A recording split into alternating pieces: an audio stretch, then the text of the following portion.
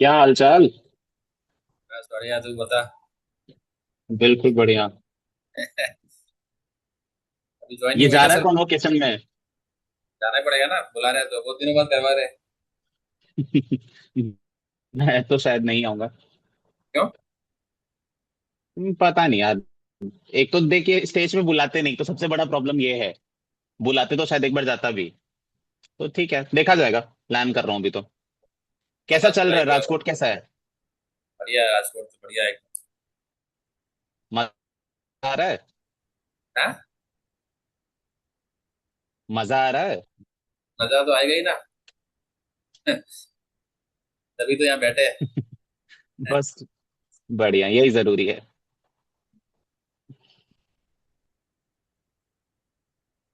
चलो 1 मिनट में शुरू करते हैं अभी, ठीक है? कुछ हाँ लोगों को ठीक है। ज्वाइन कर लेने दो, फिर शुरू करते हैं।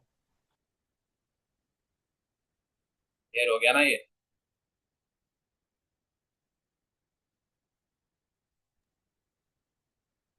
हाँ, स्क्रीन दिख रही है।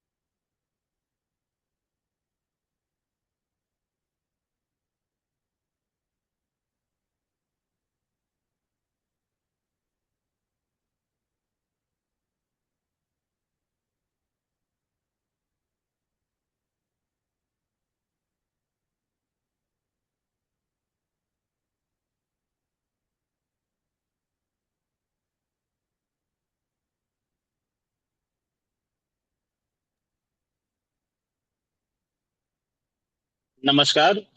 मैं डॉक्टर मनीष आजाद सिंह, आईएफपीएच यानी international forum for promoting homeopathy के हिंदी सेशन में आप सभी का स्वागत करता हूं। आज आईएफपीएच का 1167वां दिन है। और IFPH international forum for promoting homoeopathy का ये हिंदी सेशन है जो 7:30 से 8:30 बजे तक के लिए रहेगा। आईएफपीएच बेसिकली एक कोशिश है जिसके तहत हम ये चाहते हैं कि ज्यादा से ज्यादा होम्योपैथिक डॉक्टर हमारे इस मंच के थ्रू जुड़ें और अपने ज्ञान को हम सभी के साथ साझा कर सकें। इसी कोशिश के तहत आज हमारे साथ जो स्पीकर हमारे साथ जुड़े हुए हैं वो है डॉक्टर निपुण सिंह ढाबी। आज का सर का टॉपिक है managing life style disorders through homeopathy, contemporary clinical perspectives के बारे में सर जानकारी देंगे।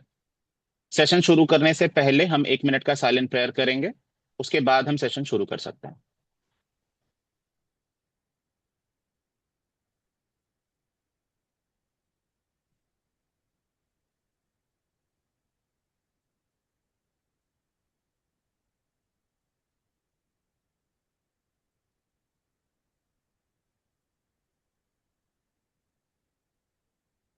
Thank you. सो जैसा मैंने बताया कि आज के हमारे मेहमान हैं डॉक्टर निपुण सिंह ढाबी। मैं इनके बारे में थोड़ी सी बेसिक जानकारी देना चाहूंगा।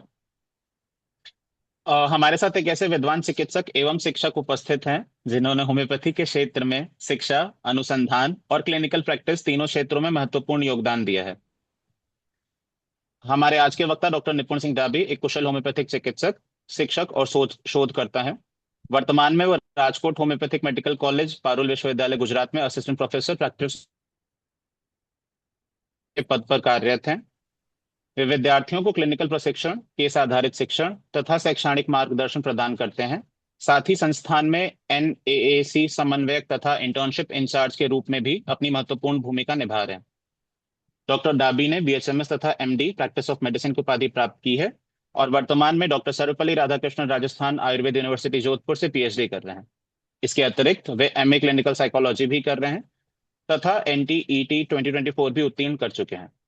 क्लिनिकल सेवा के साथ साथ वे डाबी होम्योपैथी के संस्थापक एवं निदेशक भी हैं, जिसके माध्यम से वे व्यक्तिगत होम्योपैथिक उपचार और स्वास्थ्य जागरूकता कार्यक्रमों को संचालन करते हैं। उनके कई शोध पत्र प्रतिष्ठित जर्नलों में प्रकाशित हो चुके हैं, जिनमें त्वचा रोग, मधुमेह, उच्च रक्तचाप तथा अन्य रोगों में भी होम्योपैथी की प्रभावशीलता पर महत्वपूर्ण कार्य शामिल है।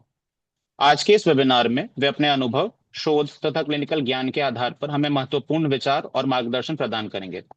मैं पूरे सम्मान के साथ डॉक्टर निपुण सिंह डाबी का स्वागत करता हूं और उनसे अनुरोध करता हूं कि वो अपने विचारों से हमें लाभान्वित करेंगे। आप अब थैंक शुरू यू कर डॉक्टर सकते हैं। Manish. Thank you doctor Manish. Good evening everyone. मैं कोशिश करूंगा कि मैं अपनी ज़्यादा से ज़्यादा बात हिंदी में कह सकूं। इतनी स्पष्ट हिंदी तो मैं नहीं कह पाऊंगा जितनी मनीष ने बोली है। फिर भी कुछ गलती हो तो मुझे माफ करिएगा। जी, हमारा आज का टॉपिक है managing lifestyle disorder through homeopathy contemporary clinical practice. आज के परिदृश्य में जो लाइफस्टाइल डिसऑर्डर बढ़ रहे हैं उनके ऊपर होम्योपैथी किस तरह से एक्ट कर सकती है, और हम हमारा जो क्लिनिकल डॉक्टर्स है उनका क्या रोल है। तो सबसे पहले एक स्लाइड है, इसके थ्रू मैं आपको समझाना चाहूंगा। ये आजकल का नॉर्मल रूटीन है। लोग सुबह उठते हैं, उसका कोई उठने का टाइम फिक्स नहीं है। मान लीजिए फिर भी वो डेली रूटीन में रहते हैं। ऑफिस जाते हैं, ऑफिस जाने के लिए वो गाड़ियों का प्रयोग करते हैं, और जो आसपास का एनवायरनमेंट एटमोसफियर है उसमें पॉल्यूशन वैसे भी धीमे धीमे अब बढ़ रहा है। ये एक डेली रूटीन है उनका। इसके अलावा जो ऑफिस आवर्स है 9 से 5, उसके बीच में लोगों को टाइम नहीं मिलता है। आने के बाद लोग थक जाते हैं, लंबी दूरी तक ट्रैवल करे जाते हैं, तो ना ही वो एक्सरसाइज करते हैं। और ड्यूरिंग ऑफिस आवर्स मोस्टली लोग फास्ट फूड की और ज़्यादा फास्ट फूड को ज़्यादा प्रेफर करते हैं। तो जो हेल्थी लाइफस्टाइल है, यूज़ ऑफ मिलेट्स और सीरियल्स है, उनका भी धीमे धीमे यूज़ कम हो रहा है। Use of Coke, fast food and soda drinks वो ज़्यादा बढ़ रहे हैं। तो ये पूरी एक स्क्रीन शॉट है उसका कि कैसे जो लाइफ स्टाइल डिसऑर्डर है वो डेवलप हो रहे हैं, जैसे कि मोटापा, diabetes, heart disease, fatty liver और स्ट्रेस। ये सारे कॉज लाइफ स्टाइल डिसऑर्डर की तरफ हमें ले जा रहे हैं। तो बेसिकली लाइफ स्टाइल डिसऑर्डर है क्या, अगर हम बात करें तो वो एक प्रकार की नॉन कम्युनिकेबल डिजीज है। जैसे कम्युनिकेबल डिजीज में इन्फेक्शन आ जाते हैं, तो ये नॉन कम्युनिकेबल डिजीज है जो एक दूसरे से दूसरे में नहीं फैलती है। जो इनके कारण है उसमें आपके poor diet, lack of physical inactivity, smoking, alcohol use and chronic stress. ये सारे कारण मिलके जो कुछ प्रोमिनेंट कंडीशन है इस टाइम पे जो प्रचलन में है, जैसे कार्डियोवास्कुलर डिजीज, उसके अंदर मायोकार्डियल इंफार्क्शन या हार्ट अटैक, टाइप 2 डायबिटीज जिसे मधुमेह कहते हैं, ओबेसिटी मोटापा, उच्च रक्तचाप जैसे हाइपरटेंशन, और कई अन्य कैंसर्स। इसमें रेस्पिरेटरी कैंसर अब ज़्यादा बढ़ रहे हैं क्योंकि एटमॉस्फेरिक पोल्यूशन अब ज़्यादा बढ़ चुका है। तो ये बेसिकली लाइफस्टाइल डिसऑर्डर है और इन कारणों से ये होते हैं। जो लाइफस्टाइल डिसऑर्डर है वो gradually they develop, gradually means वो धीमे धीमे हमारे शरीर में डेवलप होते हैं। जो मैंने आपको स्क्रीन स्लाइड बताई थी उसमें आप देख सकते हैं कि व्यक्ति अपने जीवन में जो 20 30 से 40 साल जो अपने जॉब के ऊपर लगाता है, तो वो वही ट्रैवलिंग रूटीन फॉलो करता है और वही सारी चीजें, वो हैबिट्स को वो फॉलो करता है जो आगे चलकर उसके अंदर लाइफस्टाइल डिसऑर्डर प्रोड्यूस करती है। पहले के जमाने में लाइफस्टाइल डिसऑर्डर इतने नहीं थे, और होते भी थे तो आफ्टर 40 ईयर्स या 50 60 के बाद होते थे। लेकिन आज की एज में इन यंग पीपल्स, इन 30 ईयर्स में भी लोगों को heart attack, disturbance in lipid profile भी देखने को मिल रहा है लोगों में। तो ये सब बढ़ती हुई निशानियां हैं कि कैसे डिसऑर्डर बढ़ रहे हैं। जो ग्लोबल बर्डन ऑफ डिजीज है, बेसिकली उसने इसको 8 कैटेगरीज में डिवाइड किया हुआ है। आपके जो लाइफस्टाइल डिसऑर्डर है उसमें फर्स्ट मेटाबॉलिक डिसऑर्डर्स, दूसरे कार्डियोवास्कुलर डिसऑर्डर जो हार्ट से रिलेटेड है, तीसरे एंडोक्राइन डिसऑर्डर्स जो आपके हार्मोन से रिलेटेड है, चौथा रेस्पिरेटरी डिसऑर्डर्स जिसमें आपके अस्थमा, सीओपीडी और ये शामिल है। इसके अलावा कैंसर्स, कैंसर्स में मोस्टली जो आपके गट से रिलेटेड है, जीआईटी से, उसमें आपकी प्रीडिस्पोजिंग फैक्टर्स में क्रॉन्स और आईबीडी आती है, लेकिन उसके बाद रेक्टल कैंसर और कार्सिनोमा आपके डेवलप हो रहे हैं। फिर कुछ मेंटल हेल्थ डिसऑर्डर है जो बेसिकली जो कॉर्पोरेट लाइफ स्टाइल है उसके कारण डेवलप हुए हैं, जिसमें डिप्रेशन ड्यू टू एआई के आने के कारण जॉब लॉस। इसके अलावा कई स्ट्रेस और एंग्जाइटी डिसऑर्डर भी बच्चों में देखने को मिल रहे हैं।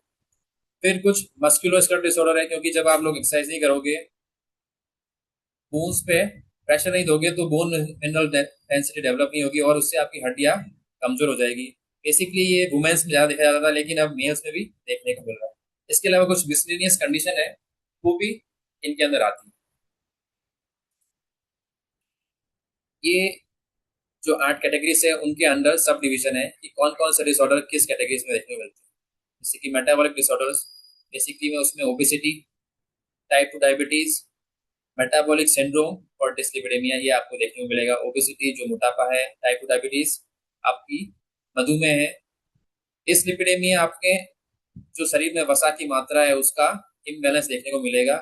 और ये 3-4 चीजें जिसमें एक पीएमओएस वो भी शामिल है, वो मिलके मेटाबॉलिक सिंड्रोम को डिनोट करते हैं। इसके अलावा कार्डियोवास्कुलर डिसऑर्डर में आपके hypertension, coronary artery disease, stroke जो ब्रेन में देखने को मिलता है, और एथेरोस्क्लेरोसिस जो फैट डिपॉजिट है, आपकी वसा है जो आपकी धमनियों में डिपॉजिट होती है, उसका ये डिसऑर्डर है। एंडोक्राइन में आपके थायराइड डिसफंक्शन है, पीसीओएस है। इसके अलावा पीएमओएस जो अभी नाम चेंज हो गया है जिसका, पॉली एंडोक्राइन ओवेरियन सिंड्रोम, वो भी इसमें एंडोक्राइन डिसऑर्डर में देखने को मिलता है। इसके अलावा रेस्पिरेटरी डिसऑर्डर में आपके सीओपीडी और अस्थमा जो ड्यू टू पॉल्यूशन ज़्यादा ही बढ़ते बढ़ते हुए मिल रहे हैं अभी। और जो कार्डियोवास्कुलर डिसऑर्डर्स में आपके मोस्टली, सॉरी ये कैंसर का है, कैंसर में आपके मोस्टली इस टाइम पे lungs, colorectal, breast cancer, prostate cancer और लिवर कैंसर ज़्यादा देखने को मिलते हैं। मेंटल हेल्थ डिसऑर्डर में हमारे डिप्रेशन, एंग्जाइटी और stress related disorders. Musculoskeletal disorder में मैंने बात करी, एक ऑस्टियोपोरोसिस जो कैल्शियम की कमी और हड्डियों का कमजोर होना है, और ऑस्टियोआर्थराइटिस भी देखने को मिलेगा। अदर्स में आपकी क्रॉनिक लिवर डिजीज जिसमें सिरोसिस, इसके अलावा किडनी डिजीज जो टाइप 2 डायबिटीज और हाइपरटेंशन का कॉम्प्लिकेशन है, इसमें सीकेडी देखने को मिलती है, और इरिटेबल बोवेल सिंड्रोम, इसमें कोई पैथोलॉजी नहीं होती, लेकिन जो आपका खान पान है वो डिस्टर्ब हुआ है, इसके कारण आपकी जो रूटीन के कारण आपकी जो बोवेल मूवमेंट्स है वो डिस्टर्ब होते हैं, उसमें आपको या तो डायरिया या कॉन्स्टिपेशन प्रेडोमिनेंट देखने को मिलता है। बेसिकली ये आपकी कैटेगरी से उसके अंदर सब डिवीजन है आपका। जो टॉप रिस्क फैक्टर्स दे रखे हैं, जो global burden of disease Lancet करवाता है स्टडी हर 3 to 4 years में, तो उसमें कुछ 5 फैक्टर्स जो मोस्टली इस टाइम पर रेस्पॉन्सिबल है, जो डिजीज कॉज करने में रेस्पॉन्सिबल है, ये हमारी बॉडी में प्रेजेंट रहेंगे, धीरे धीरे ग्रेजुअली डेवलप करेंगे और फाइनली जाके डिजीज प्रोड्यूस करेंगे। ये जो रिस्क जो फैक्टर्स दिख रहे हैं, इनको आप लाइफ स्टाइल, एक गुड लाइफ स्टाइल, एक गुड हैबिट्स अपना के इसको कम भी कर सकते हैं। But due to certain factors such as job pressure, corporate lifestyle और वर्क प्रेशर, हम इन सब का जो गुड हैबिट्स थी हमको भूलते भूलते भूलते जा रहे हैं, और इन जो रिस्क फैक्टर है ये अब ज़्यादा से ज़्यादा बढ़ते हुए दिख रहे हैं। ये एक स्लाइड है, इसके थ्रू हम इसको समझ सकते हैं कि जो लेवल 1 कैटेगरीज है जो आपके हाथ में है, जैसे बिहेवियरल रिस्क, अगर आप स्मोकिंग नहीं करते हैं, एक्सरसाइज करते हैं, मेटाबॉलिक रिस्क, आप खाना अच्छा खाते हैं, बैलेंस डाइट रह रहे हैं, और एनवायरमेंटल एंड ऑक्यूपेशनल रिस्क, अगर आप इनको इनिशियल लेवल पे कंट्रोल करते हैं तो आप लेवल 2 रिस्क फैक्टर को कंट्रोल कर पाएंगे। लेकिन अगर इन पे आपने ध्यान नहीं दिया है तो आगे चलकर high blood pressure, air pollution, smoking, high BMI जो बॉडी मास इंडेक्स है आपका, जिसमें fat deposition at the waist और at the trunk, central adiposity ज़्यादा कॉमन होती है, और हाई ब्लड शुगर, वो आगे चलकर आपके इन सभी कंडीशन को रेज करेंगे। ये लेवल 3 और 4 की रिस्क फैक्टर्स जो मैं आपको बात करता ग्लोबल बर्डन ऑफ डिजीज, इसमें कुछ ओवरव्यू दे रखा है कि किस तरह से ये डिजीज हमारी वर्ल्ड में डेवलप हो रही है। जो वर्ल्ड हेल्थ ऑर्गेनाइजेशन की बात करें तो 66% जो पर्सन है वो US adult are overweight, which are going to increase by 2030 आने तक वो और बढ़ जाएंगे। और ये एक रैपिड शिफ्ट है फ्रॉम इन्फेक्शियस डिजीज, जैसे कि कोविड आई थी, वो तो एक चलो पेंडेमिक मान लिया, अचानक से आया था, लेकिन इन्फेक्शियस डिजीज अब धीमे धीमे कम हो रही है, और उसके मुकाबले जो लाइफ स्टाइल डिसऑर्डर है वो धीमे धीमे बढ़ते हुए जा रहे हैं। अगर ये बात इंडिया की करें तो India is now the second most obese country in the world. दूसरी बात, अगर हम चिल्ड्रन और एडोलेसेंट में बात करें, बच्चों में, तो बच्चों में भी अब ओवरवेट और ओबेसिटी की कंडीशन बढ़ रही है, और ये प्रोजेक्शन है कि 2040 आते तक 20 या 2 करोड़ बच्चे ओवरवेट से या मोटापा से जूझ रहे होंगे। तो आप देख सकते हैं जब ये बच्चे अपनी इस एज में सफर करेंगे तो आगे चलकर जो प्रेशर है आपकी इकोनॉमी पे और देश की हेल्थ पे कितना पड़ेगा। तो हेल्थ केयर सेक्टर पे लाइफस्टाइल डिसऑर्डर का जो बर्डन है वो धीमे धीमे बढ़ रहा है। ये कुछ स्टेटिस्टिकल ग्राफ्स और फैक्टर्स है इसमें दे रखे हैं, जिसमें लीडिंग कॉज बता रखी है। इनिशियली जो शार्प इंक्रीज देखने को मिला है हमें डायबिटीज में, एंजाइटी डिसऑर्डर्स में और डिप्रेसिव डिसऑर्डर्स में। ये उसी को इंगित करता हुआ दिखा रहा है। जो इनिशियल आपकी CMNN डिजीज थी, कम्युनिकेबल मैटरनल न्यूनेटल और न्यूट्रिशनल डिजीज थी, वो धीमे धीमे अब कम हो रही है। 874 मिलियन से 681 मिलियन तक कम होती गई है, क्योंकि हमने वैक्सीनेशन अच्छा कर दिया है, मैटरनल न्यूनेटल केयर अच्छी दे रखी है और न्यूट्रिशन प्रोग्राम जो मिड डे मील चला रखे हैं उनसे ये सब कम हुए। लेकिन उसी के मुकाबले जो नॉन कम्युनिकेबल डिजीज है वो आपकी धीमे धीमे रेज कर रही है, 1.82 बिलियन से जो 2.19 बिलियन की तरफ आ गई। तो ये कुछ आंकड़े हैं, बता रहे हैं किस तरह लाइफस्टाइल डिसऑर्डर धीमे धीमे अपनी जगह बना रहे हैं। ये कुछ एज स्पेसिफिक रिस्क ट्रेंड्स है, जिसमें आप देख सकते हैं बच्चों में 0 से 14 साल के बच्चों में जो बच्चे एयर पोल्यूशन से अफेक्ट कर रहे हैं, माल न्यूट्रिशन से और हाउस होल्ड स्मोक से। इसमें हाउस होल्ड स्मोक तो अब कम हो चुका है, लेकिन जो एटमोस्फेरिक पोल्यूशन है वो फीटस को एज वेल एज न्यूनेट को दोनों को अफेक्ट कर रहा है। इन case of youth mostly behavioural risk disorder जहाँ देखने को मिल रहे हैं इन अर्बन सेंटर्स, जहाँ लोग स्मोकिंग, एल्कोहल, डाइट और मोस्टली इन कुछ इंजरीज जिनका अफेक्ट है। इंजरीज में बिहेवियर डिसऑर्डर में अगर आप कुछ ड्यू टू एडिक्शन आप सर्टेन स्पोर्ट्स में पार्टिसिपेट करते हो, अपने आप को डैमेज करते हो, तो ये सारे बिहेवियर रिस्क डिसऑर्डर में काउंट होते हैं। इसके अलावा एडल्ट्स में जो एज ग्रुप था देखो धीमे धीमे अब आगे तरफ जा रहा है, जिसमें 30 से 60 साल की उम्र में मेटाबॉलिक रिस्क ज्यादा बढ़ रही है, जिसमें हाई BMI, ब्लड प्रेशर और glucose. In case of elderly, क्योंकि जब इनिशियल लेवल पे हम हाई BMI और हाई ब्लड प्रेशर देखते हैं तो बाद में जाके वो हाइपरटेंशन, NAFLD जिसमें आपकी non alcoholic fatty liver disease, जिसका भी नाम चेंज करके हो गया metabolic dysfunction associated liver disease, वो जाके डेवलप हो रही है, जिसमें अगर हम अल्कोहल नहीं भी पीते हैं तो फिर भी हमारा लिवर फैटी लिवर से सफर करता है। इन कुछ इसमें जेंडर कैटेगरीज दे रखी है, इसमें मैन के अंदर smoking, alcohol, blood pressure and cholesterol ज्यादा देखने को मिलता है। वहीं वुमेन में obesity, physical inactivity and diet related risk ये हमें ज्यादा देखने को मिल रही है। ये बेसिकली एयर पोल्यूशन का स्टडी है, उसमें बताया गया कि air pollution has become the top 5 global risk factor, अपनी जगह बना चुका है 5 ग्लोबल रिस्क फैक्टर्स जो पूरे दुनिया में हर किसी को अफेक्ट कर रहे हैं। और जो कुछ इसमें पर्टिकुलर मेटल है जैसे 2.5 एम्बिएंट ओजोन, नाइट्रोजन ऑक्साइड और हाउस होल्ड एयर पोल्यूशन, उनका अफेक्ट और उनके सोर्सेस जैसे vehicles, urban smoke, power plants और बर्निंग ऑफ कोल्स और काउ डंग, इसका उसमें रोल है। तो ये उसी को डिनोट कर रहा है। तीस जो मेन फैक्टर है इसमें आपकी लाइफस्टाइल डिसऑर्डर में जो बेसिक कॉज दिया गया है, उन्होंने क्या बोला कि किस कारण से मेटाबॉलिक डिजीज या लाइफस्टाइल डिसऑर्डर डेवलप कर रहे हैं, तो उसमें इंसुलिन रेजिस्टेंस जो आगे चलकर मेटाबॉलिक सिंड्रोम डेवलप करता है उसका रोल दिया जाता है। तो उसमें इंसुलिन रेजिस्टेंस कैसे हो सकता है, तो उसमें कुछ फैक्टर दे रखे हैं, वही आपके जो रिस्क फैक्टर थे उसमें बेसिक कॉज है, जो मोस्ट इंपोर्टेंट कॉज है वो है आपका डिसलिपिडेमिया। अगर आपकी बॉडी में फैट का लेवल बढ़ता है, वो इम्बैलेंस है, तो बेसिकली आपके इंसुलिन हार्मोन को डिस्टर्ब करेगा, और जब इंसुलिन डिस्टर्ब होगा तो आपकी पूरी बॉडी में मेटाबॉलिक सिंड्रोम धीमे धीमे डेवलप करेंगे, इनिशियली अफेक्टिंग आपके लिवर को, धीमे फिर हार्ट को एंड देन लिवर को, देन सॉरी किडनी को। इसके अलावा जो इंसुलिन का कॉज है वो आपके सारे जो मेटाबॉलिक डिसऑर्डर जिसमें NAFLD और PCOS जो PMOS हो गया है उसमें भी इसका रोल है। तो ये एक हाइपोथेसिस दे रखा है इसमें insulin resistance major role play करता है। नाउ कुछ डिजीज जो आपकी मेन फैक्टर डिजीज जिसमें डायबिटीज, हाइपरटेंशन, उनके हम डायग्नोस्टिक क्राइटेरिया देख लेते हैं। जैसे एज ए क्लिनिशियन अगर हमारे पास पेशेंट आते हैं तो हम उनको किस तरह डायग्नोज करते हैं, तो बेसिकली उसमें 3 टेस्ट होते हैं आपके, fasting plasma glucose, after 2 hour plasma glucose और HbA1c। रैंडम ब्लड ग्लूकोज भी हम करवाते हैं लेकिन उसकी इतनी इंपॉर्टेंस नहीं रह गई है, मोस्टली अब HbA1c ज्यादा इंपॉर्टेंट रह गया है। उसमें अगर लेवल 5.7 से ऊपर देखने को मिलता है तो हम प्री डायबिटिक स्टेट में, ये वही स्टेट है जब इंसुलिन रेजिस्टेंस आपकी बॉडी में डेवलप कर रहा है।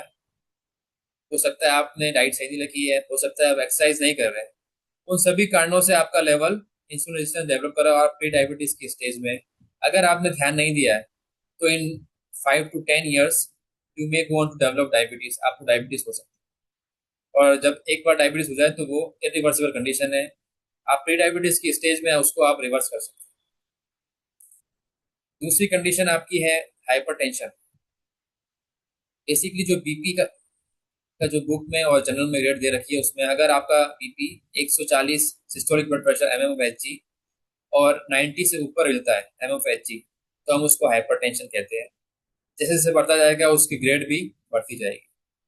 ये जो नॉन डायबिटिक हाइपरटेंसिव पेशेंट है उनके अंदर देखने को मिलता है, और उसको उनको हम मेडिसिन देते हैं तो हमारा ये मतलब टारगेट रहता है कि उनका बीपी 140 से नीचे आए। लेकिन जो पेशेंट जिनमें डायबिटीज है उनके अंदर बीपी का लेवल 130 और डायस्टोलिक का प्रेशर 85 से नीचे आना चाहिए। ये इंडिकेटेड है टू प्रिवेंट कॉम्प्लिकेशन जैसे स्ट्रोक और डायबिटिक, इसमें रेटाइनोपैथी, आपके नेफ्रोपैथी और न्यूरोपैथी वो डेवलप ना हुए, इसलिए हमने लेवल उसका 130 से नीचे रखा है।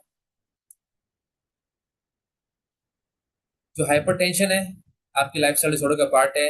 उसमें जो दो तरीके से डिवाइड होती है बेसिकली, वो एसेंशियल और नॉन एसेंशियल या प्राइमरी या सेकेंडरी।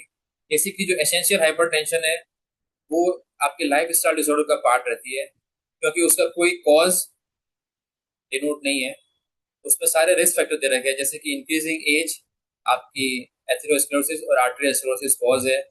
दूसरा, अगर आप हाई सॉल्ट इंटेक लेते हो जो बेसिकली फास्ट फूड में देखने को मिलता है। अगर आपका हैवी अल्कोहल कंज्यूप्शन है तो भी आपका ब्लड प्रेशर देखने को मिलेगा।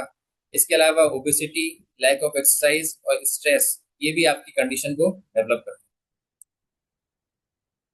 ये कन्वेंशनल मैनेजमेंट है, उसको अप्लाई करने का तरीका है कि अगर हमें डायबिटीज है, हाइपरटेंशन है, तो लाइफस्टाइल चेंजेस में क्या करेंगे, हमें हेल्थी डाइट लेनी है जिसमें डैश डाइट, लो सॉल्ट डाइट लेनी है, रेगुलर फिजिकल एक्टिविटी करवानी है और वेट रिडक्शन, स्ट्रेस मैनेजमेंट करवाना है। अगर फार्मेकोथेरेपी की बात करें तो डॉक्टर्स जनरली मॉडर्न मेडिसिन के diuretics, ACE inhibitors, calcium channel blockers ये प्रिस्क्राइब करते हैं। ये मॉडर्न मेडिसिन में देखने को मिलता है। दूसरा, एक diagnostic criteria for mental disorder भी हमें आजकल ज़्यादा देखने को मिल रहा है, जिसमें डिप्रेशन, एंग्जाइटी और स्ट्रेस रिलेटेड ज़्यादा है। डिप्रेशन का डायग्नोस्टिक क्राइटेरिया आपका पर्सिस्टेंट लो मूड है। एंग्जाइटी की में अगर excessive worry lasting more than 6 months अगर आपको देखने को मिल रहा है, डिस्टर्बेंस इन स्लीप्स आपको देखने को मिली है, तो ये भी उसमें एंग्जाइटी ले जा रहा है आपको। और अगर स्ट्रेस रिलेटेड डिसऑर्डर की बात करें तो इसमें पीटीएसडी और एडजस्टमेंट डिसऑर्डर है, उसके अंदर ट्रॉमेटिक और स्ट्रेसफुल इवेंट आपके इसको डेवलप करेंगे। इनका मैनेजमेंट प्लान बेसिकली साइकोथेरेपी और लाइफस्टाइल इंटरवेंशन होता है। साइकोथेरेपी में आपकी CBT, mindfulness therapy, family therapy आप प्रिस्क्राइब कर सकते हो, और लाइफस्टाइल में वही जो नॉर्मल रूटीन आप फॉलो कर रहे हो उसको इम्प्रूव करना है, जिसमें स्लीप हाइजीन, एक्सरसाइज और stress management. Certain pharmacological intervention भी अवेलेबल है। अगर आपकी मेडिसिन आपकी जो मैंने लाइफस्टाइल डिसऑर्डर है जिसमें डिप्रेशन और ये, तो लाइफस्टाइल मैनेजमेंट नहीं हो रहा है, फार्मेको साइकोथेरेपी से मैनेजमेंट नहीं हो रहा है, तो आपको कुछ ड्रग्स भी देनी पड़ सकती है। इसके अलावा जो आपकी दूसरा डिसऑर्डर देखने को मिलता है इसमें dyslipidemia, disturbance in lipid profile. उसके अंदर आपका total cholesterol, LDL cholesterol, HDL cholesterol और ट्राइग्लिसराइड का रोल है।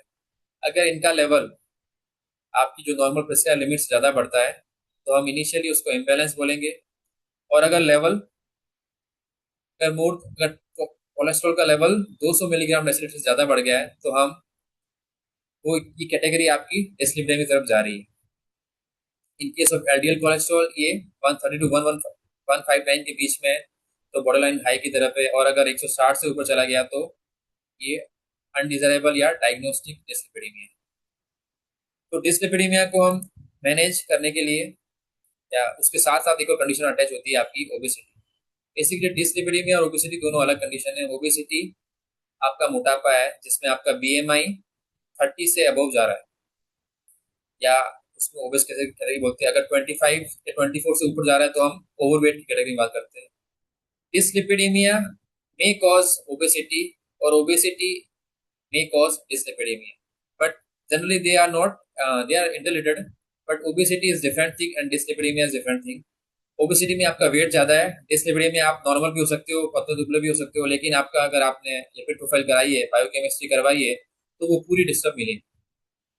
ओबेसिटी को जो इनिशियली डायग्नोस्टिक करते थे हम बीएमआई से करते थे, लेकिन अब जो नया कैटेगरी आई है इसमें हम वेस्ट सर्कमफ्रेंस का यूज करते हैं, इसमें हम वेस्ट और बटक्स के एरिया का हम मेजरिंग टैप से मेजर करेंगे, और अगर उसका सर्कमफ्रेंस ज्यादा मिल रहा है तो हम उसको ओबेसिटी की ओर इंडिकेट करते हैं। तीसरी जो चौथी कंडीशन है आपकी MASLD, जो प्रीवियसली NAFLD थी, इसका नाम चेंज कर दिया है।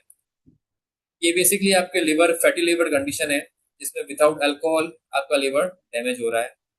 उसको डायग्नोस्टिक क्राइटेरिया में आपका BMI है 25 से अबव होना चाहिए, आपका वेस्ट सर्कमफ्रेंस 94 से अबव होना चाहिए।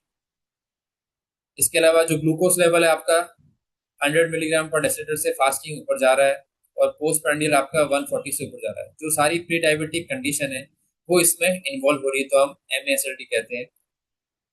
इसके बाद आपका MASH आ जाएगा, मेटाबॉलिक एसोसिएटेड स्टेटोहेपेटाइटिस, और फाइनली लिवर सिरोसिस। तो ये कंडीशन रिवर्सिबल है, सिरोसिस आने के बाद आपकी कंडीशन इरिवर्सिबल हो जाएगी। ये सर्टेन मैनेजमेंट है डायबिटीज के, में बात करी थी डायबिटीज को किस तरह ट्रीटमेंट करना है, मॉडर्न मेडिसिन। ये एक और स्लाइड बताई गई है आपकी कि how the development of lifestyle disorder takes place. Unhealthy lifestyle in youth triggers your livers, there is a silent progression। ये जितने भी आपको लाइफस्टाइल डिसऑर्डर बताए हैं अभी, पेशेंट मोस्टली एसिम्प्टोमेटिक रहता है, और जिनके डायग्नोसिस सारे इंसिडेंटल है। पेशेंट ने एनुअल जांच कराई, कभी उसका मन कर गया, या उसने ऐसे ही कहीं जांच करवा दी, और वो पेशेंट डॉक्टर के पास रिपोर्ट लेके आता है कि सर ये हमारा बढ़ा हुआ है, सर हमारा लिपिड प्रोफाइल बढ़ी हुई है, हमें बीपी देखने को मिल रहा है, जबकि हम नॉर्मल रह रहे हैं, कुछ स्ट्रेस नहीं है, ना हेडेक है, कुछ भी प्रॉब्लम नहीं है, हम डाइट भी सही खा रहे हैं, फिर भी ये डिजीज अंदर डेवलप कर रही है। तो ये साइलेंट प्रोग्रेशन चलता रहता है, और जब तक डिजीज डायग्नोस होती है तब तक बहुत देर हो चुकी होती है। तो लाइफस्टाइल डिसऑर्डर का ग्रेजुअल डेवलपमेंट आगे चलकर बड़े बड़े कॉम्प्लिकेशन भी कॉज कर सकता है, अगर आपने इनिशियल लेवल पे इसको ट्रीटमेंट नहीं किया। जैसे कि इसमें केस में आप देख सकते हो MASLD may cause MASH and then cardiovascular risk। For example type 2 diabetes which initially begins with insulin resistance। जब आपकी बॉडी में इंसुलिन रेजिस्ट कर रहा होता है तब ये बढ़ती है। बीटा सेल्स का ज्यादा यूज होता है इंसुलिन प्रोडक्शन के लिए, और जब बीटा सेल्स पूरी तरह से 10 या 20 साल में खत्म हो जाएगी तो आपको जाके एक फुल फ्लेज टाइप 2 डायबिटीज देखने को मिलेगी। नाउ ये आप कुछ मेटाबॉलिक डिसऑर्डर थे, इसके अलावा साइकोसोमेटिक डिसऑर्डर्स भी, इलनेसेस भी इस टाइम पे हमें ज्यादा देखने को मिल रही है। बेसिकली इंटरनेशनल क्लासिफिकेशन डिजीज के अंदर उसको कोड 6E40 दे रखा है, और साइकोसोमेटिक इलनेस की डेफिनेशन दे रखी है कि ये एक ऐसा डिसऑर्डर है जो आपकी सोमेटिक या बॉडी पे प्रभाव डाल रहा है ड्यू टू इमोशनल ट्रबल या साइकोलॉजिकल स्ट्रेस। आपके दिमाग में कुछ चिंता है या कुछ परेशानी है आपको, वो अब आपके फिजिकल शरीर पे या बॉडी पे डेवलप कर रही है। ऐसी क्या परेशानी आपकी बॉडी में हो सकती है या आपके दिमाग में चल रही है, जैसे chronic stress, anxiety, suppress emotion और डिप्रेशन। क्रॉनिक स्ट्रेस आपकी कॉर्टिसोल को इंक्रीज करता है विच में कॉज हाइपरटेंशन। एंजाइटी आपको टेकिकार्डिया या पैनिक अटैक्स उनकी कॉज कर सकता है। सप्रेस इमोशन आपकी इम्यून डिसरेगुलेशन को कॉज कर सकता है, और सर्टेन स्किन डिजीज को फ्लेयर कर सकता है, उनको बढ़ा सकता है। और डिप्रेशन में भी कॉज ड्यू टू फटीग, नींद नहीं लेना, और पेन सेंसिटिविटी आपकी बॉडी में, या पेन सेंसिटिविटी ज्यादा हो चुकी है।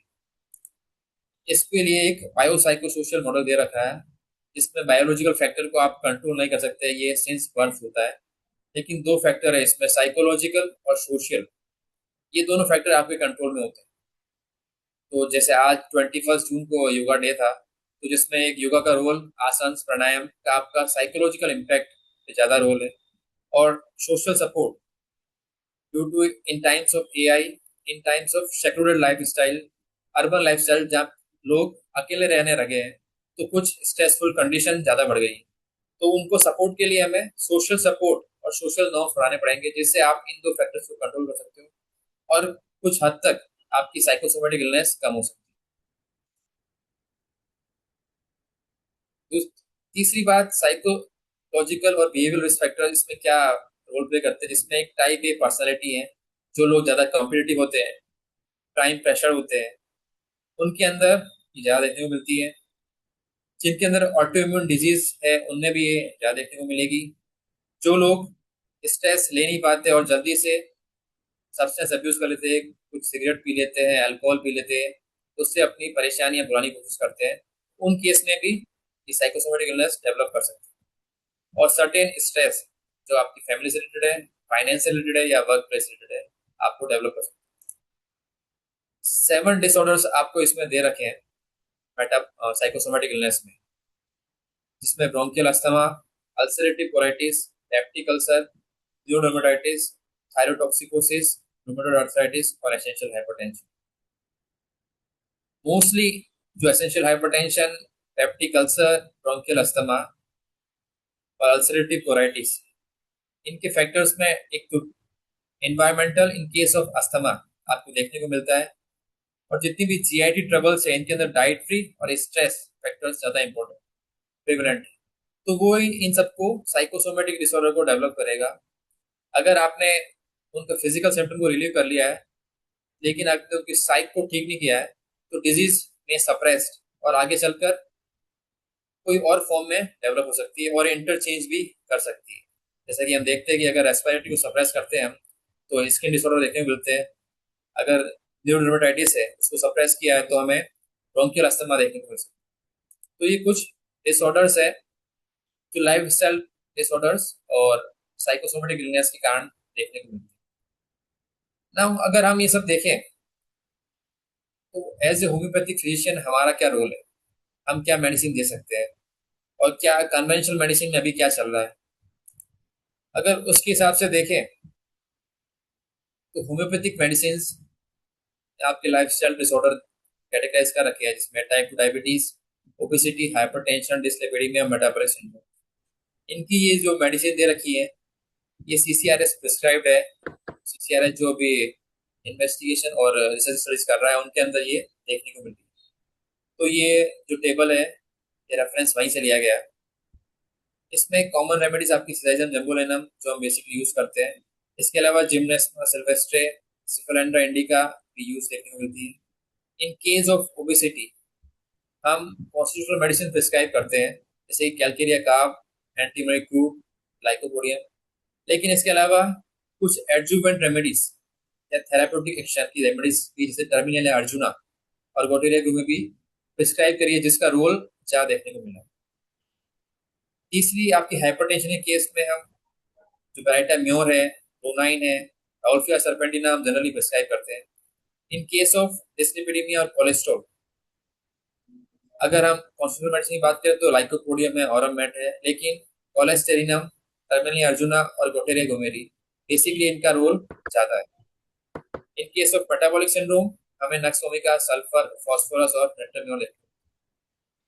तो बेसिकली जो आपको टेबल दिखा है, इसमें कॉन्स्टिट्यूशनल मेडिसिन और थेराप्यूटिक मेडिसिन का रोल देखा है।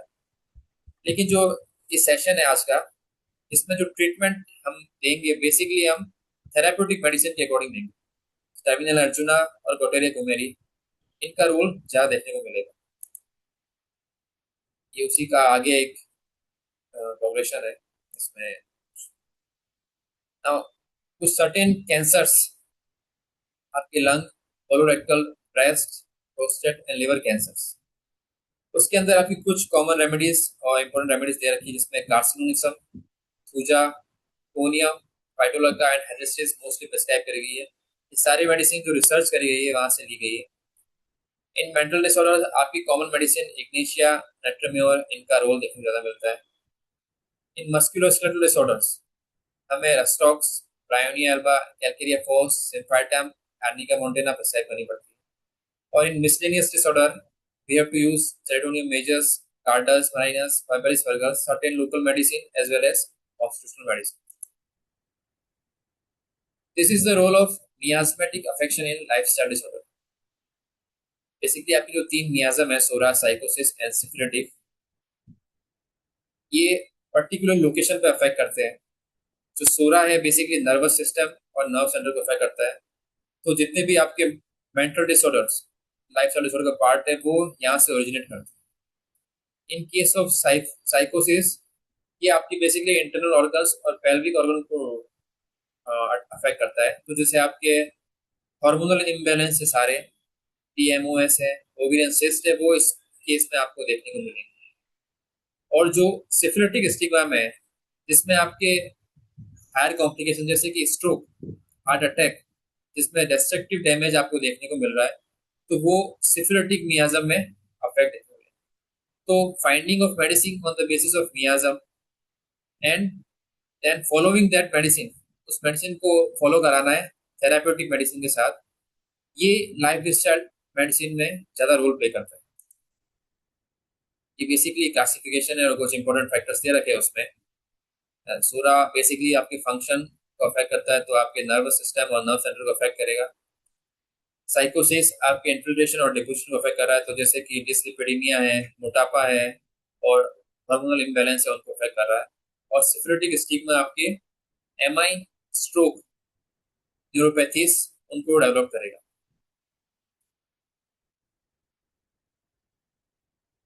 ये कुछ एडजुवेंट रेमेडीज दे रखी है इसमें।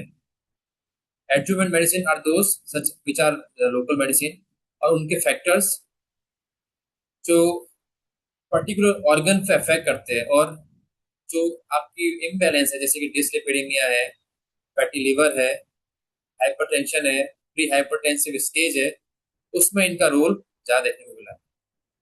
जैसे कि एनएफएलडी केस में fucus vesiculosus, allium sativum, gymnema sylvestre और गोटेरिया गुमेरी। In case of obesity, phytolacca berry. Mostly clinician आज के दौर में, क्योंकि पेशेंट हमारे पास आता है कि मुझे मोटापा है, मुझे दवाई चाहिए, आप बोलोगे एक्सरसाइज करो, गुड हैबिट्स डेवलप करो, पर पेशेंट बोलेगा नहीं, आप मुझे मेडिसिन दो।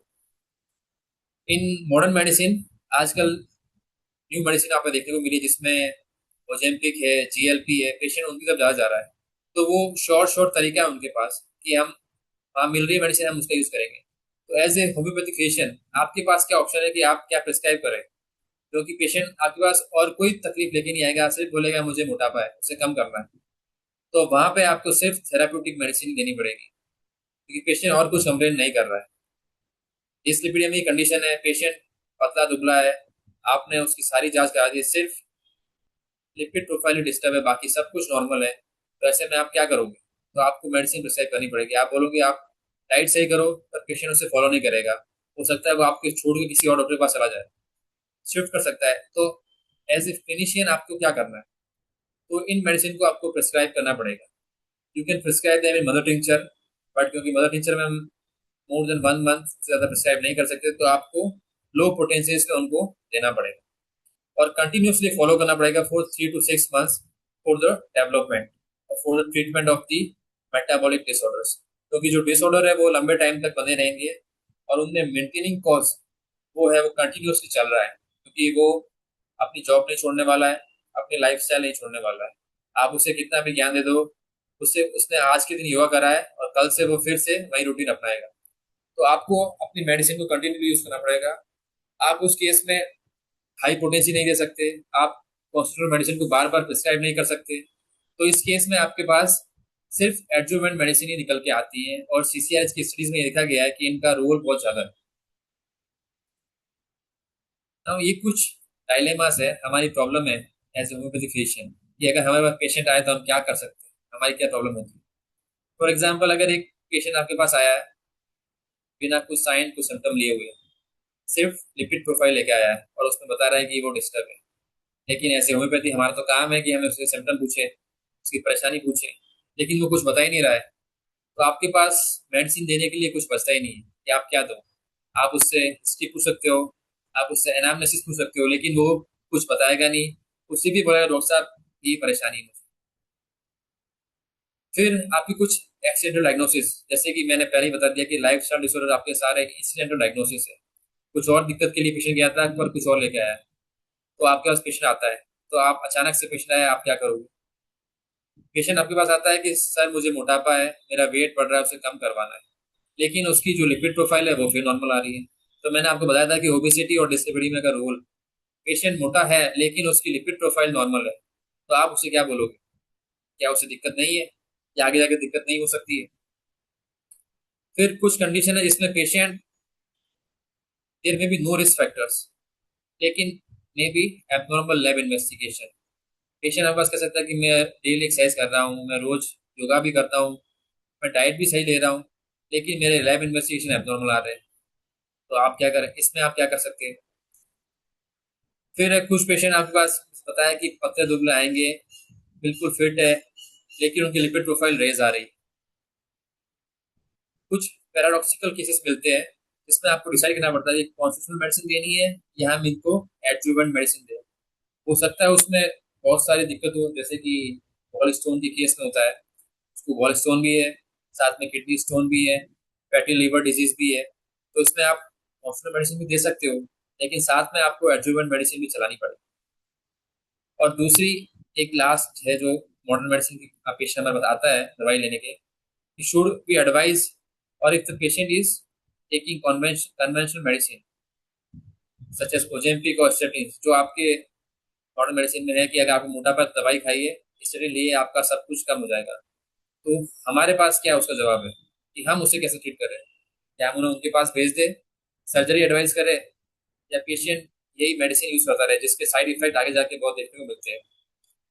इसमें वेट लॉस, हार्मोनल इम्बैलेंस भी आपको देखने को मिले।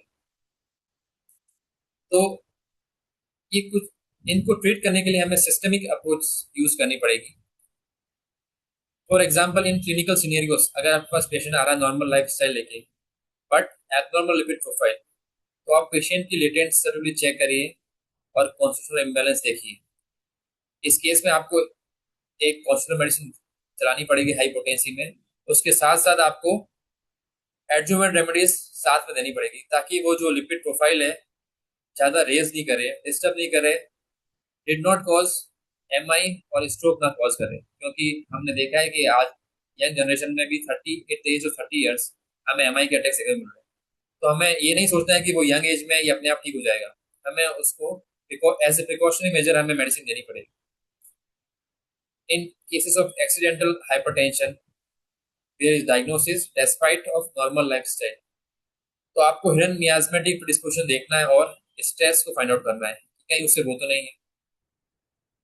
इन case of obesity with normal investigation, आपको उसकी फंक्शनल इम्बैलेंस और सोरिक मियाज्म को टैकल करना है, क्योंकि उस initially सोरिक मियाज्म goes on to develop psychotic imbalances. In case of no risk factors and abnormal labs, you have to look for certain genetic disposition और psychotic imbalance. In case में हमें anti miasmatic में psychotic और syphilitic medicine को prescribe करना पड़ेगा, क्योंकि patient जब कुछ भी दिक्कत देखे नहीं आया है तो बेसिकली फैमिली हिस्ट्री अपनी पॉजिटिव बताता है उस केस में, या जेनेटिक प्रिडिस्पोजिशन देगा, तो उस केस में वो सिफिलिटिक मियाज्म बचपन से लेके आया है, तो हमें उन सिफिलिटिक मेडिसिन को देने के साथ साथ हमारे एडजुवेंट मेडिसिन को चलाना पड़ेगा। अगर लीन पेशेंट है विद एबनॉर्मल लिपिड प्रोफाइल है, तो हमें कॉन्स्टिट्यूशनल वीकनेस को देखना है, साथ में कुछ अगर मेटाबॉलिक डिसरेगुलेशन है तो उनको भी ट्रीट करना। ये बेसिकली होम्योपैथिक रीजनिंग का पार्ट है जो हमें बचपन से सिखाया जाता है। अगर हम पीएचएमएस करते आए हैं, हमने एमडी भी करी है, तो choose how to choose constitutional medicine वो बेसिकली सभी को पता होता है। जनरली हम उसको वन टाइम डिसाइड करते हैं, या जनरली मंथली रिपीट करते हैं। लेकिन इन बिटवीन हमें क्या करना है, इन बिटवीन हमें थेराप्यूटिक मेडिसिन का रोल जाता है और उनको कंटिन्यूसली यूज करना है। यही मेडिसिन हमें उसकी जो नॉर्मल, जो एब्नॉर्मल पैथोलॉजी है उसको ट्रीट करेगी और एब्नॉर्मल फाइंडिंग्स को नॉर्मल की तरफ ले जाएगी।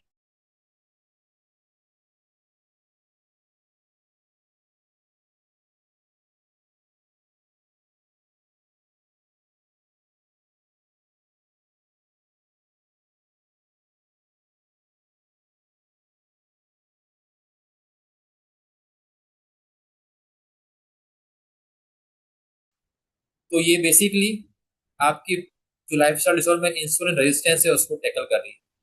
दूसरी मेडिसिन आपकी जो गोटेरिया गुमेरी है, उसका एक्टिव प्रिंसिपल आपकी जो लिपिड प्रोफाइल है, जो मॉडर्न मेडिसिन की मेडिसिन है स्टेटिन और ओजेम्पिक, उनका काउंटर पार्ट है ये। और इसका रोल और इसका यूज बहुत बढ़िया देखने को मिला है। तो ये कुछ सपोर्टिव एडजुवेंट रेमेडीज आपको यूज करनी पड़ेगी। ये बेसिकली लॉजिकल फ्रेमवर्क है जो हम यूज करते हैं। इसमें आप पेशेंट की हिस्ट्री लोगे, एनालिसिस, आप मियास्मेटिक एनालिसिस करोगे, रेमेडी सिलेक्शन करोगे, and there you have to choose the constitutional imbalance and organ pathology. उसके हिसाब से आपको addition of adjuvant remedies with constitutional remedies आपको देना पड़ेगा। और उसी की जो मैनेजमेंट है, हमें थ्रू रिपीटेड लैब्स हमें मॉनिटरिंग करनी पड़ेगी। हम पेशेंट को एक बार मेडिसिन देकर ये नहीं, अगर सिम्टोमेटिक इंप्रूवमेंट मिल रहा है तो उसके हिसाब से हम ये नहीं कि पेशेंट ठीक हो रहा है, हमें उसकी लैब रिपोर्ट को कंटिन्यूअसली मेजर करना पड़ेगा, मॉनिटर करना पड़ेगा।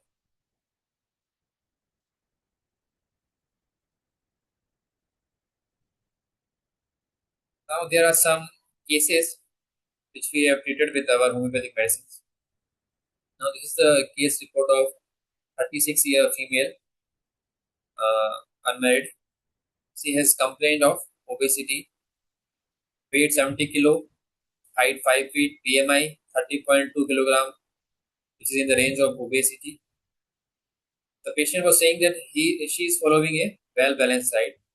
On examination, we found her thermal was hot. Now this is the medicine we prescribed, but before that, we can look at the other complaints. Basically, जब जो ये complaint थी उसकी पेशेंट ने ये क्या बताया कि मुझे मोटापा है, कि ये मेरी परेशानी है। हमने जब उसके जर्नल्स लिए तो उसमें desire for sweets, regular menstrual cycles with no abnormalities, and patient was saying that मैं रोज शाम को इवनिंग वॉक पे चलती हूँ और वेल बैलेंस डाइट लेती हूँ। तो आप ये कह सकते हो कि अगर उसकी लाइफ स्टाइल नॉर्मल है तो फिर भी उसका ओबेसिटी क्यों देखने को मिल रही है, उसको मोटापा क्यों देखने को मिल रहा है, जबकि वो सब कुछ नॉर्मल फॉलो कर रही है। हमने इन्वेस्टिगेशन एडवाइस की है, जिसमें लिवर फंक्शन टेस्ट और लिपिड प्रोफाइल ये हमें एबनॉर्मल देखने को मिली। आई कैन शो यू, ये उसकी रिपोर्ट्स है। इसमें आप देख सकते हैं लिपिड प्रोफाइल रेज मिली थी। पेशेंट को ओबेसिटी है लेकिन उसके साथ साथ लिपिड प्रोफाइल भी डिस्टर्ब मिली है। कुछ केस में यूरिया भी रेज्ड है और लिवर फंक्शन टेस्ट भी स्लाइटली डिस्टर्ब मिले। ये बेसिकली वो टेबल है फ्रॉम द इन्वेस्टिगेशन। तो आप देख सकते हैं ये उसकी रेंजेस है जिसमें डिस्टर्बेंस देखने को मिल रहा है। अब हमें diagnosis on the basis of reports, तो it is following the category of lifestyle disorder, obesity with metabolic dysfunction, because there is LAS, LFTs and dyslipidemia. तो हमने प्रोविजनल डायग्नोसिस बनाया metabolic dysfunction associated steatotic liver disease, ये उसी category की तरफ जा रहा है।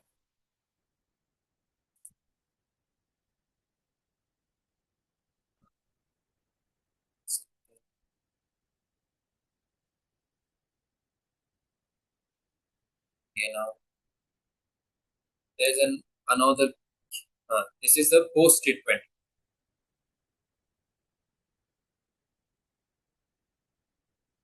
Our LFTs are now reduced, and this is, I think, this is our post report from the same lab.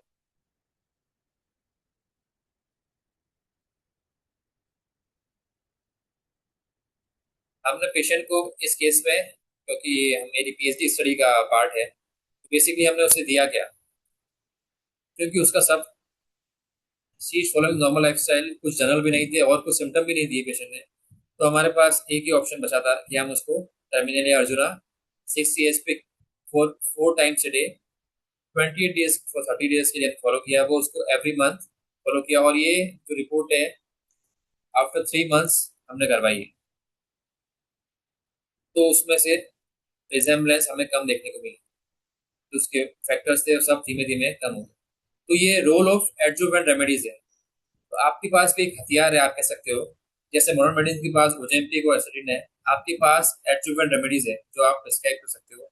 आपको हर बार फंक्शनल मेडिसिन देने की जरूरत नहीं है, आप इनसे भी पेशेंट को ट्रीट कर सकते हैं। ये एक दूसरा केस है, जो patient came with the complaint, presenting problem patient की क्या थी, जिसमें patient came with polyuria. On evaluation we found the incidental diagnosis of diabetes mellitus. Patient ने बोला था कि मुझे फैमिली हिस्ट्री है डायबिटीज की, और उसके अलावा मुझे कोई परेशानी नहीं है। उसने बताया कि मेरी लाइफ स्टाइल हेक्टिक है, due to irregular life style, मेरी डाइट भी सही नहीं है, और ड्यू टू वर्क कमिटमेंट मुझे इरेगुलर पैटर्न का फॉलो करना पड़ता है, जिसमें मैं नींद भी कभी सही नहीं आती। तो ये उसकी कंप्लेन थी। तो इस कंप्लेन में बेसिकली उसने सिर्फ पॉलीयूरिया बोला और सिर्फ पॉजिटिव फैमिली हिस्ट्री थी। उसके हिसाब से हमने उसको ये रिपोर्ट एडवाइस करी थी, जिसमें HbA1c एडवाइस करी थी और ये रेस लिखे हुए हैं। इसके हिसाब से हमने टाइप 2 डायबिटीज मेलाइटस को डायग्नोस किया, और उसके अकॉर्डिंग हमने एसिड फॉस और एब्रोमा एगस्ट्रा को प्रिस्क्राइब किया। एसिड फॉस को हमने 30 पोटेंसी में दिन में 3 बार दिया था, और abroma augusta for 1 month we have prescribed mother tincture. For जैसे जैसे उसमें कंट्रोल आता गया, हमने मदर टिंक्चर को कम कर दिया। ये उसका इनिशियल प्रेजेंटेशन है, आपका देख सकते हो इसमें। Patient came with the 6.6 and the estimated average glucose was 142.7, and this was after treatment. Patient has HbA1c came in the control. Diabetes के केस में आपको इस बात का ध्यान रखना है कि आपने एक बार कंट्रोल करने के बाद आपको मेडिसिन बंद नहीं करवानी है। मेडिसिन उसकी कंटिन्यूसली चलती रहेगी, और साथ में उसको लाइफ स्टाइल ट्रीटमेंट और लाइफ स्टाइल मैनेजमेंट भी बताना है। क्योंकि अगर आपने मेडिसिन बंद करवा दी और उसने लाइफ स्टाइल मैनेजमेंट को फॉलो नहीं किया है, जो बेसिकली वो करेगा भी नहीं, तो उसकी HbA1c दोबारा बढ़ सकता है। और diabetes mostly is the most common cause of chronic kidney disease in today's generation. तो इस बात का आपको ध्यान रखना है। एक तीसरी केस रिपोर्ट है, इसमें एक फीमेल पेशेंट आई थी हमारे पास। She came with complain of grief and sadness due to her mother, loss of her mother, complains of fatigue, lethargy. Then we हमने उन्हें बोला कि आप ऑन टेकिंग ऑफ हिस्ट्री, हमने बोला कि इन्वेस्टिगेशन में आप HbA1c करवाइए, क्योंकि जो सिम्टम्स रहते हैं इंक्रीज फ्रीक्वेंसी ऑफ यूरिन, ये बेसिकली टिपिकल सिम्टम्स है आपके डायबिटीज के। तो हमने जब करवाया तो patient as a in this in report you can C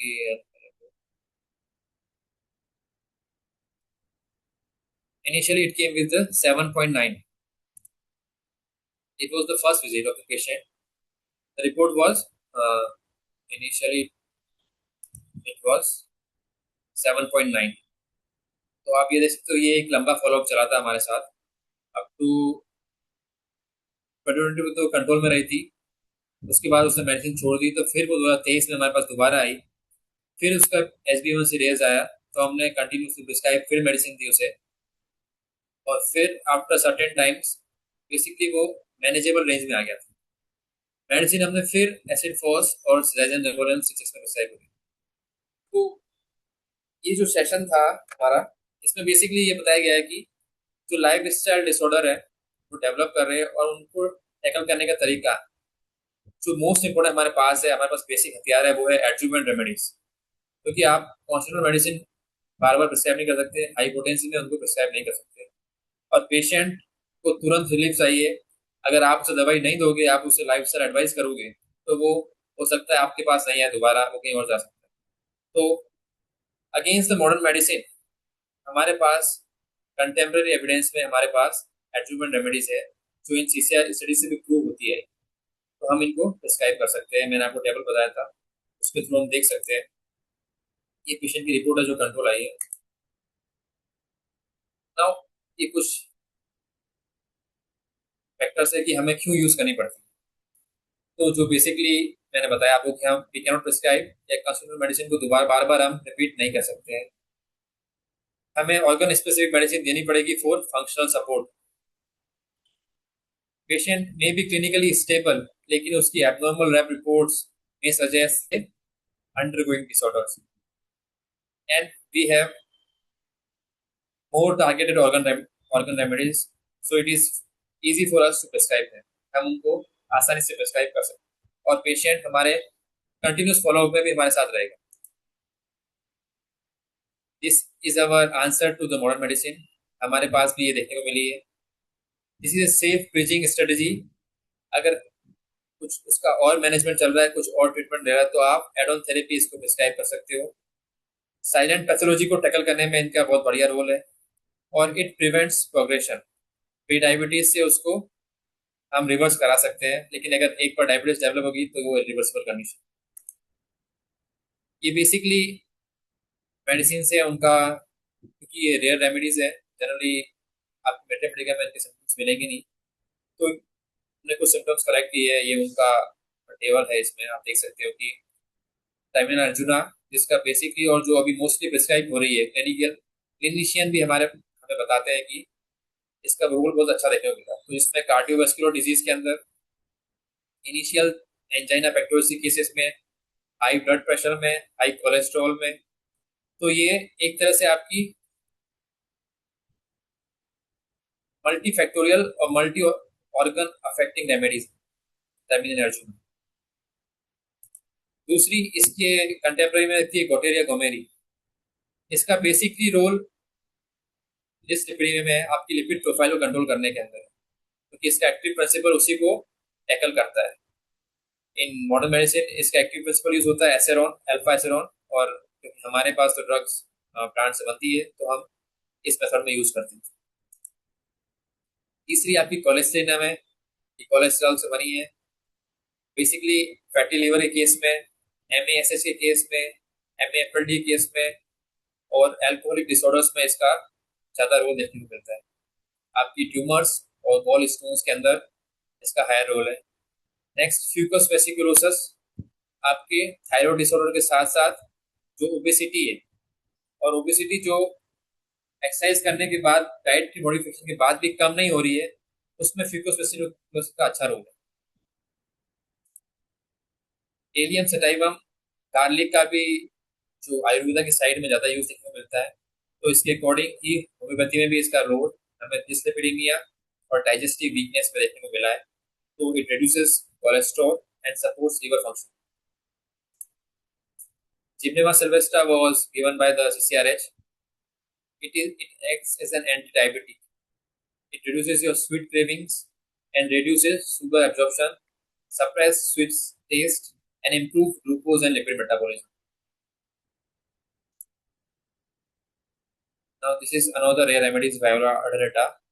It is in case of obesity and respiratory weakness. आप इसको दे सकते हो. The Zambolanum is our good remedy for the diabetes mellitus in case of glycosuria or polyuria. When the patient is in pre-diabetic stage, it is the best remedy for the control mechanism. Now, इसके साथ साथ एप्रोमा एगास्टा, जिसको उलट कंबल या David cotton से बोलते हैं, ये भी आपकी डायबिटीज मेलिटस की बहुत अच्छी रेमेडी है. इसके साथ साथ ऑसियम सेक्टम से, ये कुछ रेमेडीज हैं हम जो प्रिस्क्राइब करते हैं. बेसिकली जो लाइफ स्टाइल डिसऑर्डर है, क्योंकि वो लाइफ स्टाइल डीजनरेशन के कारण डेवलप हुआ है, तो उसका मैनेजमेंट लाइफ स्टाइल मेडिकेशन के थ्रू किया जाता है. लाइफ स्टाइल मेडिकेशन आपकी इंटीग्रेटिव मेडिसिन है, जिसमें आप मैनेजमेंट के केस में आप फर्स्ट आप एक्सरसाइज बताते हैं. जब एक्सरसाइज से काम नहीं होता तो हम साथ में फार्माकोथेरेपी का यूज करते हैं. उसके अंदर आप कन्वेंशनल मेडिसिन और इन अवर इंटीग्रेटिव और कॉम्प्लीमेंट्री मेडिसिन में होम्योपैथी और आयुष सिस्टम में होम्योपैथी मेडिसिन का यूज करते हैं. तो ये कुछ फैक्टर्स, कुछ प्रोटोकॉल्स हैं, जैसे कि dash diet in case of hypertension आप प्रिस्क्राइब करते हैं, और उसके साथ साथ जो आपके लास्ट 3 मिनट्स लेफ्ट. अब मेरा लगभग सेशन हो चुका है. बेसिकली जो न्यू कंसेप्ट आया अभी इंटीग्रेटिव मेडिसिन का, that is an health care model. ये एक ऐसा मॉडल है जिसमें आप कन्वेंशनल मेडिसिन को इंटीग्रेट करते हैं कॉम्प्लीमेंट्री अप्रोच के साथ साथ.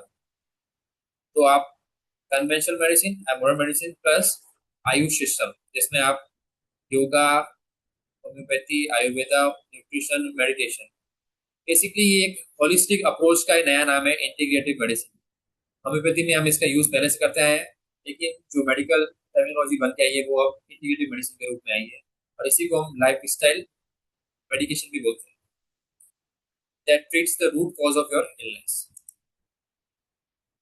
Core principle, it is based on evidence based. हमने देखा है कि फार्माकोथेरेपी लंबे टाइम तक काम नहीं करती और उसके साइड इफेक्ट देखने को मिलते हैं, तो पेशेंट मेडिसिन लेना बंद कर देता है, और जब पेशेंट मेडिसिन लेना बंद कर लेता है तो उसकी डिजीज फुल फ्लेज बॉडी में डेवलप होती है। तो उसको टैकल करने के लिए हमें होलिस्टिक अप्रोच का यूज करना पड़ेगा, और उसी के अकॉर्डिंग एविडेंस बेस्ड स्टडीज में देखने को मिला है कि हमें उसके साथ साथ biological, psychological, social and spiritual factors को भी इम्प्रूव करना पड़ेगा, उसकी कुछ नीड्स को इम्प्रूवमेंट करना पड़ेगा, और गुड हैबिट्स को इम्प्रूव करना पड़ेगा, जिसके कारण उसके अंदर जो डिजीज आपके मेटाबॉलिक डिसऑर्डर डेवलप हो रहा है वो ना हो पाए और कंट्रोल में रहे। ये कुछ एग्जांपल दे रखे हैं जिसमें आपकी माइंड बॉडी प्रैक्टिसेस है, जिसमें मेडिटेशन, योगा, माइंडफुलनेस एक्सरसाइज हम करवाते हैं। कॉम्प्लीमेंट्री थेरेपीज में आप मसाज, काइरोप्रैक्टिस केयर, एक्यूपंक्चर करवाते हैं। हर्बल एंड नेचुरल सप्लीमेंट्स आज मॉडर्न में यूज हो रहे हैं, मोस्टली प्लांट बेस्ड प्रोटीन्स का ज्यादा यूज देखने को मिल रहा है, और certain stress management and resilience training भी हम करवा रहे हैं। तो basically this improves the overall quality of life, reducing fatigue and stress, which improves patient mood। तो पेशेंट का मूड जब ठीक होगा, स्ट्रेस कम होगा, तो वो अपनी लाइफ में इजीली टैकल कर पाएगा अपने स्ट्रेस को और गुड लाइफस्टाइल को फॉलो करेगा।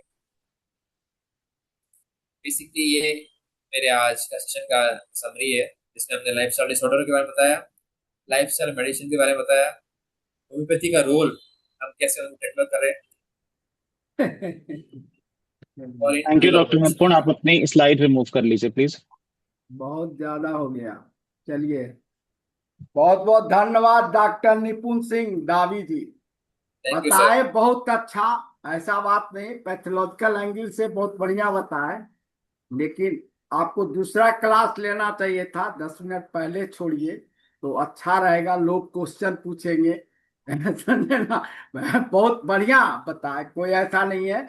आपने दवाई जो भी पैथोलॉजिकल एंगल से बताए हैं, एब्रोबा, अगस्टा, लेकिन एक एक दवाई और बता देते हैं डायबिटीज, फॉर डायबिटीज मेंटेनेंस के लिए, nigella sativa is the best remedy.